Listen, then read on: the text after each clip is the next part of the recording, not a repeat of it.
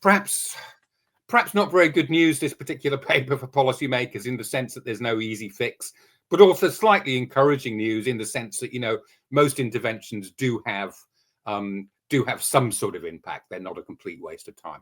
Hello, world. Welcome to the Vaping Unplugged podcast. Everything you need to know about vaping and tobacco harm reduction. Hi, everyone, and welcome to the podcast Vaping Unplugged. In this podcast, we discuss harm reduction globally and policies for less risky nicotine alternatives. I'm Lisa, I'm Operations Director at the World Vapers Alliance. And today we have a very interesting topic. It's the latest vaping research, and we hope this will be very insightful for the consumers and vapers who are listening to us. And to explore this topic, we invited Barnaby Page, who is Editorial Director at ECigIntelligence. Thank you so much, Barnaby, for your time today, first of all. Well, thank you for having me here on the podcast, Lisa. Lots to talk about today, I think. It's our pleasure. Yeah, for sure. Before we dive into our topic, I just want to ask you more of a personal and work-related question. First of all, maybe you could tell our listeners, how did you end up in the area of harm reduction? Are you a vapor yourself? Are you a consumer yourself? And maybe you could tell us a little bit about the work that you do as an editorial director.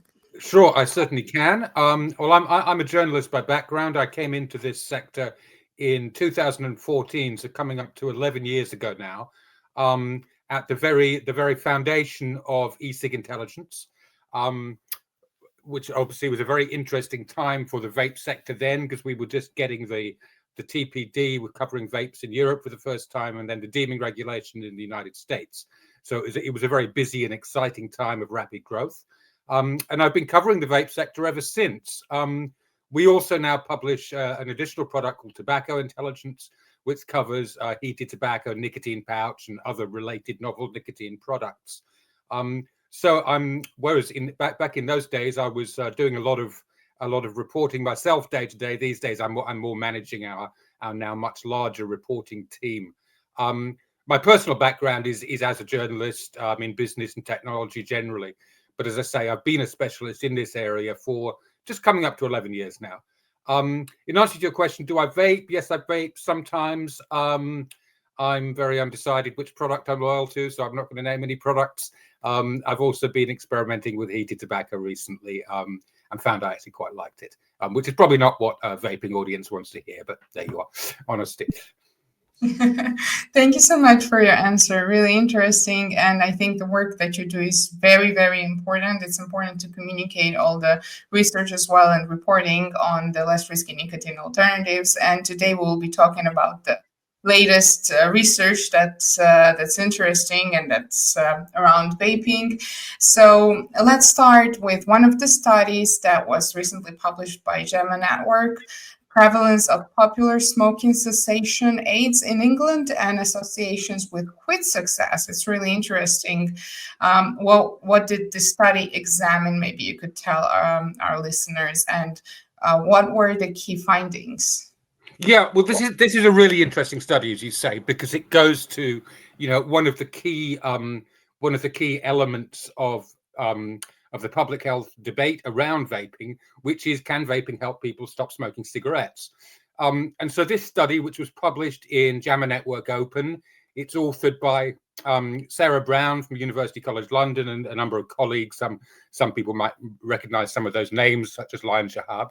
And it's based on the Smoking Toolkit study, which is a regular study of the UK population and smoking habits within that population.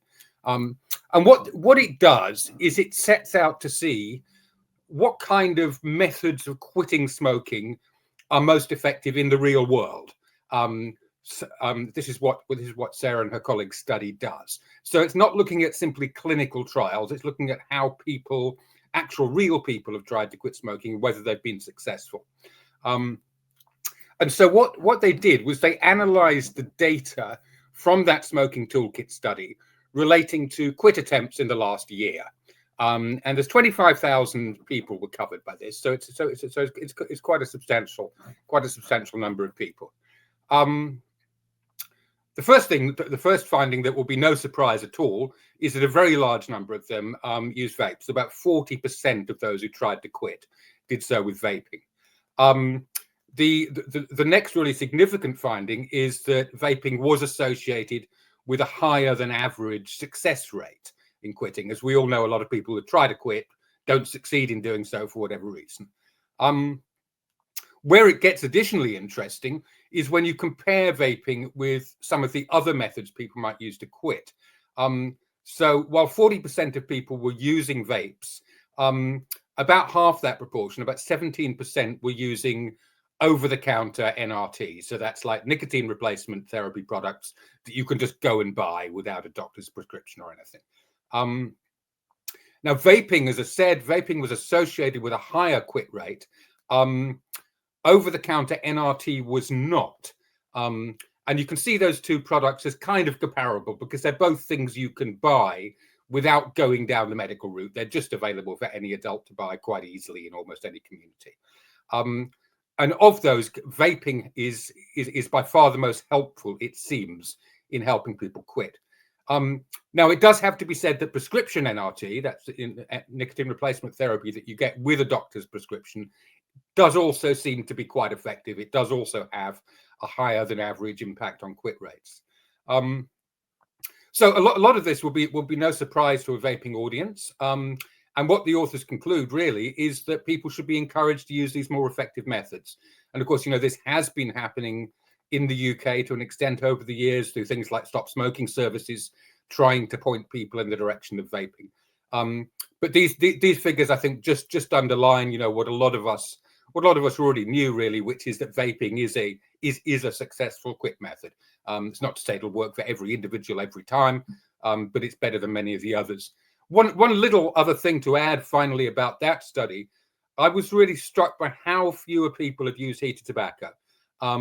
Against 40% of those quitters using vapes, less than 1% had tried using heated tobacco products to quit smoking, which I thought was really striking. They're not making any inroads in there at all. That's indeed very interesting, and you partially covered my kind of a follow-up question on it, but I'm still going to ask it. Maybe we could elaborate on it a little bit. So what do you think should be the policy takeaways, basically, from this type of studies? And not only for England or the UK, but generally, like we see that vaping is an effective smoking cessation aid. The study says it. There are other studies as well that have been estimating it, and reviews such as Cochrane review, for instance. But do you think policymakers are taking this into consideration? What should be the takeaway for them from it? Well, I think that is the very important question, isn't it? And of course, that does differ a great deal from one country to the other. I'd say at the most general level, the lesson is that policymakers need to understand vaping is part of the solution, not part of the problem. In the last few years, we've seen increasing attention to vaping as an issue, to concerns about people becoming addicted to nicotine through vaping, et cetera, et cetera. And we'll actually, be talking a bit more about that, I think, when we come to some of the other studies.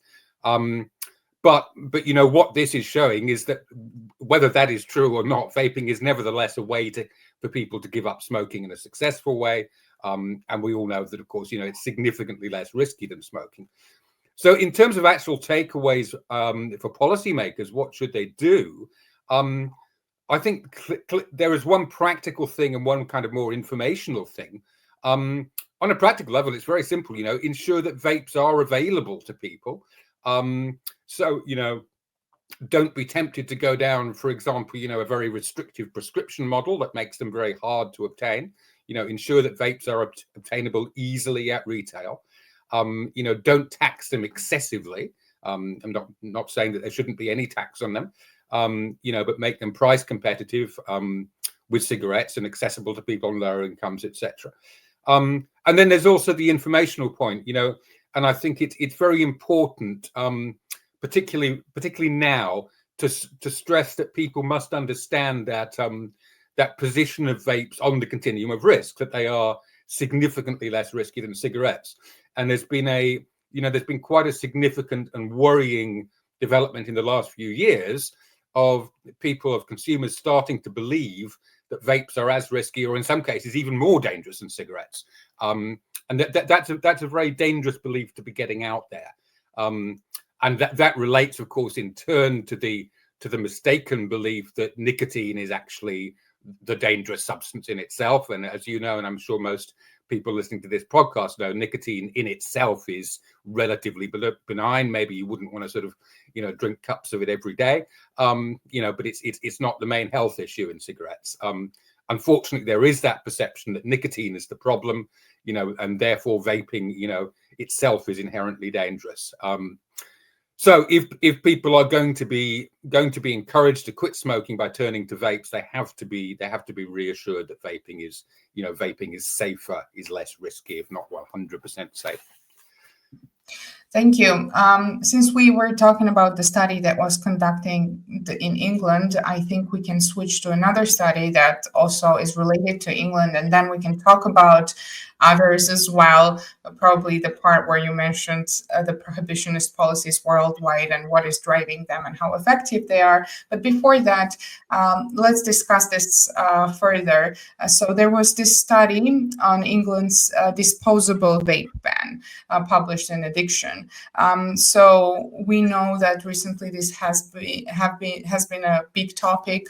So what were the main insights from this study, and what kind of conclusions can we draw from the disposable vape ban generally? Is it effective or not?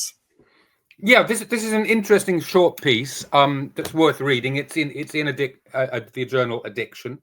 It's actually an editorial, so it's more an opinion piece than a piece of original research.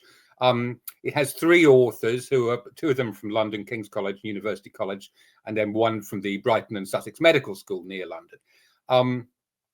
Now, they're looking forward to June of this year, when the disposables ban comes into force in the UK. They start from the premise, which some people will disagree with, that youth vaping is a problem and that disposables have, caused or certainly exacerbated that problem. But let's say, for the sake of argument, that you agree with that. The question then that they raise is, will banning disposables solve that problem?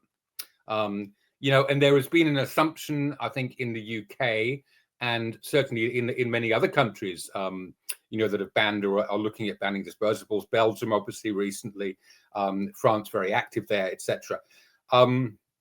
There's been an assumption that if you take disposables off the market, then that solves the youth vaping issue. And I think we can all kind of foresee that it's not going to be that simple. The authors of this piece actually use the phrase "unintended consequences," which is a favorite phrase of Clive Bates, who's one of the most vociferous and well-known commentators in this area, and quite rightly here, because there are likely to be some consequences that were just not foreseen or not properly understood by the people who framed this policy. The first one is simply what's happening in the market. And what is happening there is that in anticipation of a ban on disposable vapes, a lot of suppliers are putting out for sale what you might call non-disposable disposables. So they are very like disposable e-cigarettes, except you can technically reuse them. But in practice, will people actually reuse them? That is a very big question.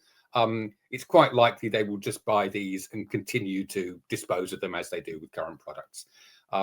So that would not solve, the youth issue. It would not solve the environmental waste issue, which is the other side of disposable bans. So that's one, if you like, unintended consequence or unintended downside. Then the other, really, perhaps even more important one, of course, is what is the impact on adults?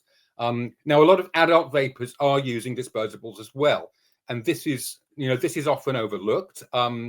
It's estimated that in the UK there may be 10 times as many adult disposable users as there are young disposable users.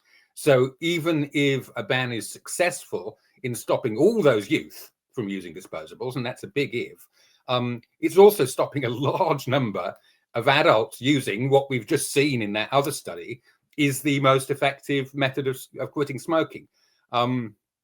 So a disposables ban may not achieve its aim of preventing youth vaping, and it may also do positive public health damage by impacting adult cessation. So what the authors of this editorial suggest is that we could approach it a different way. Instead of outright banning things, we could look at familiar areas like packaging, advertising, marketing to try and minimize appeal to youth. At the same time as making these products available to adults. And so I think that's a big takeaway for governments in many countries, because disposable bans, though there aren't many in place yet, are being looked at very widely in a lot of countries. I doubt it will actually change what happens in the UK. It's probably too late to change anything that's going to come in at the beginning of June. It's only a few months away. But it should provide food for thought for countries that are a little slower down that road in banning disposables. Definitely. I mean, we always emphasize that just removing vapes from the market, generally, whether it's disposables or not, does not solve the problem. Also, in a way that it creates an environment for criminals and black market to basically benefit from this, and people might have an access to goods or products that we don't know what they consist of. We don't know how dangerous they actually are, comparing them with the products that are available legally on the market. And we could instead have age. We started talking about youth vaping, and I think it's a very interesting study. Youth vaping has been a major driver for prohibitionist policies worldwide, and we have mentioned that already. And it's interesting to observe whether these policies are truly effective in reducing youth vaping. So let's discuss this latest rapid review published in BMJ on effective interventions to prevent youth vaping behaviors. And could you maybe elaborate on the study and its conclusions, please? Yeah, absolutely. This is another one. It's clearly, as you say, very well related to the one we just discussed. Coincidentally, today in our podcast, we have 2 papers from the UK and 2 from Canada, which is quite appropriate because I'm a Canadian now living in the UK, but that wasn't intentional. It just panned out this way. So this study comes from Canada. It was prepared for Alberta Health Services, which is the public health body in the province of Alberta, and it's by a number of people based in Edmonton and Calgary. And what it is a review of other studies. So it wasn't conducting original research, but it's bringing together a large number of other pieces of research, about 20 in this case, all of them examining different interventions that might be used to prevent kids from vaping. I think it's fair to say it's probably a little bit inconclusive, but it is interesting. There's interesting things in there. It finds that most interventions have some positive effect, but there are some quite surprising ones that don't. For example, certain health warnings may have no effect. Taxation, which is often cited, as a good way of keeping products out of the hands of kids, because if kids generally have limited funds, and if you raise the price, then that perhaps deters them from buying, does not seem to be particularly effective. It also, perhaps counterintuitively, suggests that many interventions are less effective among younger kids than older ones. Now, again, you might think it would be the other way around. You might think that younger kids would be a little more cautious and a little more worried, while older ones are more reckless. But that strangely seems to not be the case. But based on the studies looked at here, it also quite interesting, and I think quite importantly, it looks at the issue of how intrusive these interventions are. Are they, if you like, very heavy-handed, such as tobacco 21 laws, or are they softer, more gentler approaches, such as providing education and providing information on vaping? And the suggestions it comes up with are actually not terribly different from many of the ones made by those English writers in the addiction editorial. So, for example, looking at packaging, looking at advertising, looking at retail display. The authors in this Canadian study do also suggest limiting nicotine content, which I know would be an unpopular suggestion. They look at heavier fines for vendors who do sell to underage users, etc., etc. I think if there's a takeaway from this, it is probably that no one thing will simply cut off youth vaping altogether. That you probably need, well, first of all, I think you probably have to accept there is always going to be some degree of youth vaping, unless you remove the products completely from the market and enforce that extremely tightly. Of course, some teenagers are always going to get their hands on them. That's inevitable. But if you want to reduce the numbers down very low, you probably need a whole package of approaches. So you make it, first of all, you make it harder to buy them at retail. You make them less appealing through modifications or limits on the kind of advertising and marketing that we've done. You make kids less inclined to buy them, by education and so on and so forth. And what this also implies, I think, and again, this is not something the authors specifically go into, but it relates to what we were just talking about.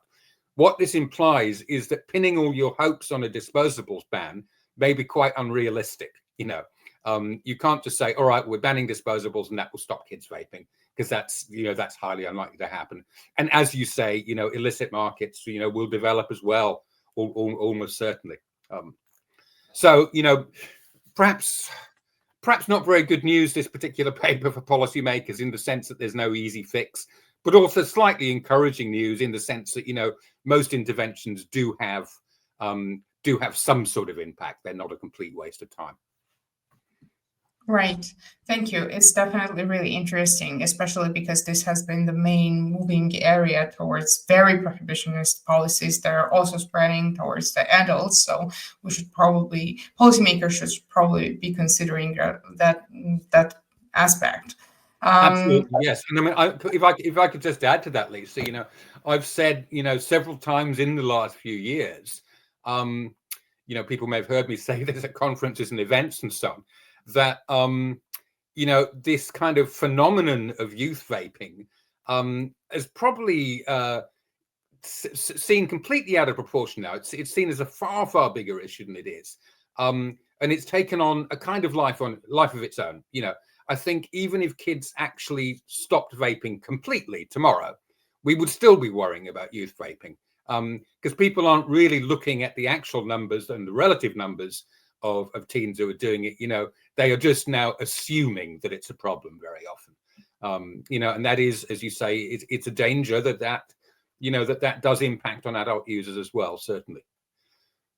Definitely. That's why the policies should be made pragmatically and progressively, I guess, in this area.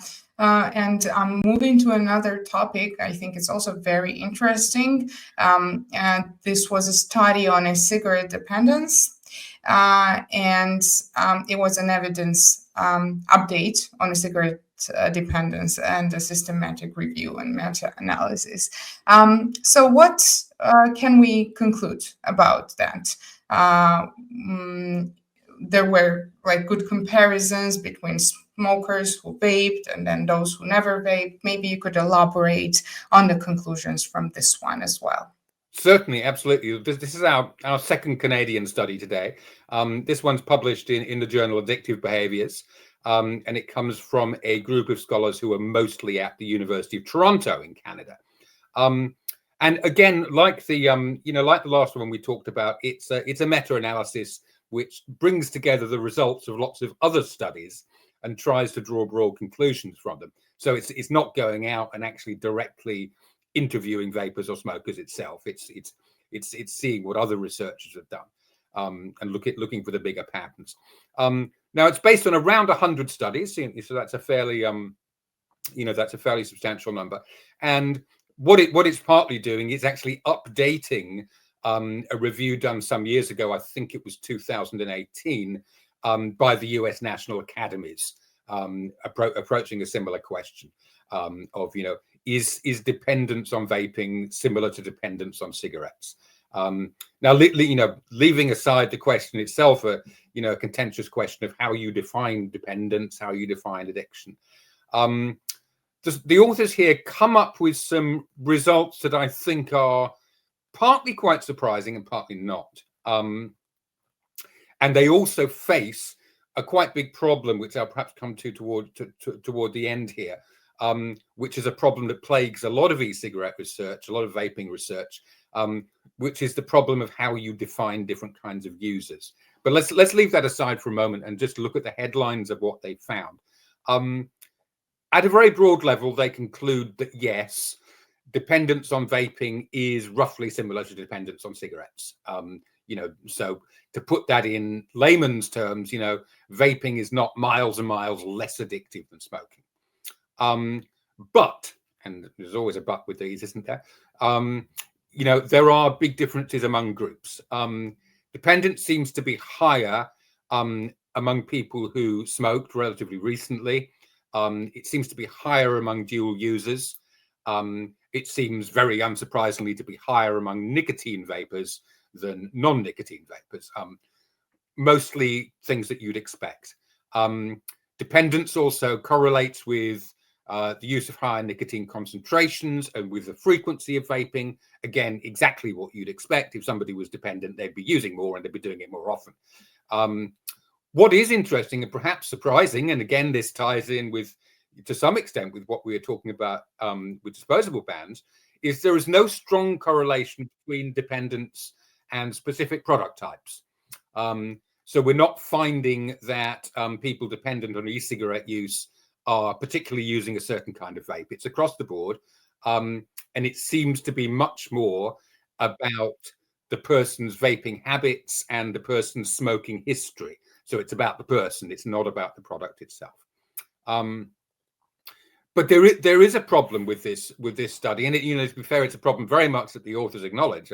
This is not their fault, which is that the way in which different population groups are defined is not standardized among other studies and other researchers.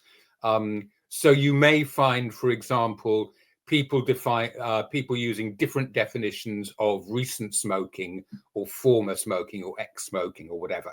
So if you take a hypothetical individual who smoked for 20 years, then gave up for 6, and then started again for 30 days and then switched to vaping, they might fall into multiple different categories depending on which researcher you're talking to. And that, of course, skews the results. Now, this is a fairly well-known problem. It's been raised many times before. I recall hearing it at least 5 years ago at a conference. I think it was an e-cigarette summit in London. Somebody calling for a more sort of consistent taxonomy of vapors and smokers, so we all know that we're talking about the same thing. So while I wouldn't say that means nothing in this paper can be taken seriously, because there are very interesting points in there that do seem robust, it means perhaps you shouldn't take anything quite too literally. But the big picture that seems to be coming through to me, though this isn't the one that particularly is stressed by the authors, is that really dependence on vaping is probably, at least in very many cases, what it is it's dependence on cigarette smoking that is then carried over to vapes. It's not vapes themselves creating a new kind of dependence out of the blue. It's the fact that somebody was already dependent on nicotine and or on smoking related behaviors, and they've now just transferred that onto vaping. I wouldn't necessarily expect policymakers to immediately adopt that point of view straight away. And it's a fairly dense paper. It's not one that comes to the kind of radical conclusions that lawmakers like. But an interesting and important contribution there, I think. Not least because, again, there is this assumption that vapes are just hugely addictive, and if a 14-year-old tries a vape once, then they're hooked for life. This paper at least seems to imply that may not be the case. I won't say it definitively proves that it's not the case, but certainly that we shouldn't assume that. And so, that's another thing that needs to be communicated to the public and to policymakers. Yes, definitely. From what I've heard, a lot of policymakers perceive it as a one addiction and switching to another addiction. But if we perceive it in that sense, it's just a way for consumers to consume nicotine in less harmful form, and because they already tend to have an addiction to cigarettes. So it's a really important and interesting topic to be reviewed. I understand that the paper doesn't give any radical views on it, but probably worth discussing, definitely. So thank you very much for the answer and for elaborating on this. We are slowly moving to the end of our podcast and interview here. And as a last question, I wanted to ask you, since you are providing the evidence-based information on vaping and other less harmful nicotine products, what would be your message to consumers? Because it's really important in this era where these products particularly are targeted by a lot of misinformation, and you've mentioned that throughout the interview. What would be your message for consumers? How should they navigate, basically, in this chaotic environment? Yeah, a good question. I mean, I guess my message to consumers and my message to policymakers would be slightly different. I think my message to consumers would be, just be reassured, vapes are, with an immensely high degree of certainty, and 99.9 repeated several times degree of certainty, vapes are significantly safer than smoking. I would also, add, if you have enough people doing something, of course something is going to go wrong sometimes, inevitably. People choke on chicken bones. That doesn't mean that, every time you eat a chicken, you're likely to choke. Things happen. So don't get don't get carried away and scared off, by occasional extreme headlines. That would be my message to consumers. Yes, it is so much safer. That even if it carries a tiny risk, that risk is well worth bearing for the great gain of giving up smoking. My message to policymakers would be that, but it would also be another thing. It would also say, yes, maybe in an ideal world, vapes wouldn't exist, because maybe in an ideal world, nicotine wouldn't exist and smoking wouldn't exist. None of it would. But the fact is, smoking does exist. Nicotine does exist. We cannot eliminate them overnight. And even if vapes are not something we would want to have in the perfect world, they are, as I think that one of the first pieces of research we talked about showed, they are one of the best ways to stop people smoking. So it may be imperfect, but it's the best we got. Well, very well said. And thank you so much for the interview today and for sharing the insights and for discussing all the latest research on vaping. I'm sure it's going to be very fruitful for consumers to listen to. And for our listeners, I just want to say thank you for tuning in. And obviously, stay tuned for more episodes to come, as we'll be publishing every other week. Thank you for staying with us. Great. Thanks a lot, Lisa.